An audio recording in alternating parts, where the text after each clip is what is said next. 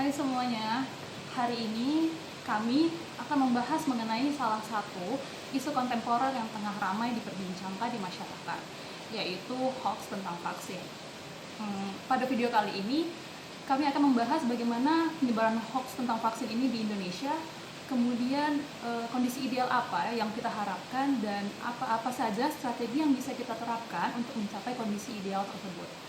Saya, Nurul Hairi Silabanjaro, dan rekan saya akan menyampaikan materi-materi tersebut.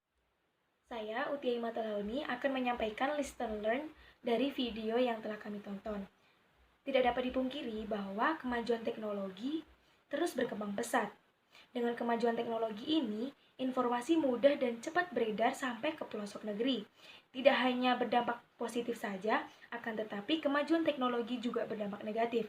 Salah satu dampak negatif dari kemajuan teknologi yaitu mudah dan cepatnya beredar berita hoax.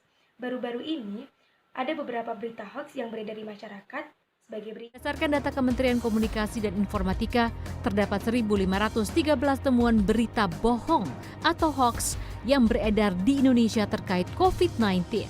Mulai dari penularan, obat, vaksinasi, hingga chip yang ada dalam vaksin COVID-19. Bukan hanya kontraproduktif, hoax bisa menjadi pemicu munculnya keresahan ataupun perselisihan. Dari video tersebut, kita dapat mengetahui bahwa penyebaran berita hoax tidak dapat disepelekan karena dapat menimbulkan kecemasan, memicu kepanikan publik, yakni menumbuhkan pemikiran imajiner di mana membayangkan keadaan secara berlebihan. Hal-hal ini dapat merugikan program-program yang sudah pemerintah rencanakan yang seharusnya berjalan sebagaimana mestinya.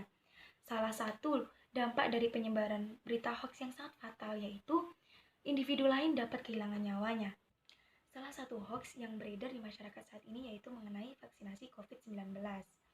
Akibat dari penyebaran hoax vaksinasi COVID-19 ini, masyarakat tidak mengindahkan anjuran pemerintah untuk ikut vaksin.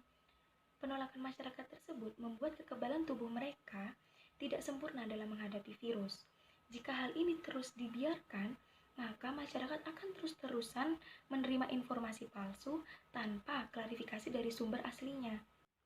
Indonesia sebagai negara demokrasi memberikan kemerdekaan kepada rakyatnya untuk mengemukakan pendapat. Oleh karena itu, masyarakat diharapkan tidak mudah percaya dengan berita, tulisan, atau apapun itu dari sumber yang tidak terpercaya.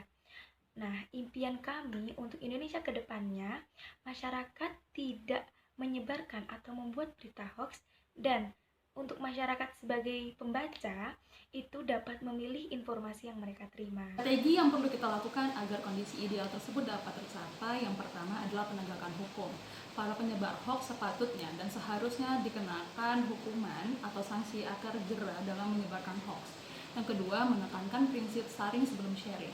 Masyarakat diharapkan dapat mengkonfirmasi atau memvalidasi berita-berita yang dia terima sebelum menyebarluaskannya. Ketiga, pemerintah diharapkan melakukan konfirmasi terus-menerus melalui media sosial mengenai mana berita yang sebenarnya hoax. Keempat, masyarakat diharapkan dapat melaporkan berbagai macam berita hoax yang diterima yang telah disediakan medianya oleh pemerintah sehingga berita tersebut dapat dikonfirmasi dan dapat dihentikan penyebarluasannya. Harapannya, strategi-strategi tadi dapat mencapai kondisi ideal yang kita harapkan. Sekian listen learn dari kami, semoga dapat bermanfaat. Terima kasih.